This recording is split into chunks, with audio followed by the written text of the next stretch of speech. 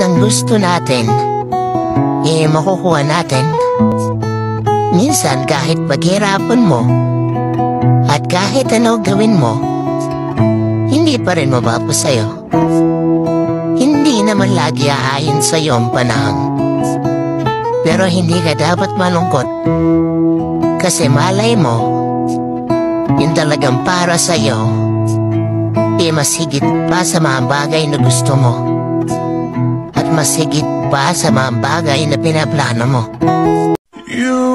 Okay lang na hindi mangyari yung gusto mo mangyari.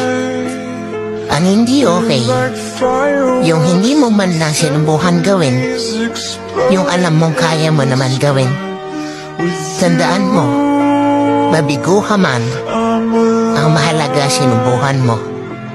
Kaya wala kang pagsisisihan pagdating sa dulo, dahil ginawa mo lahat ng magagawa mo para sa mga bagay na gusto mo.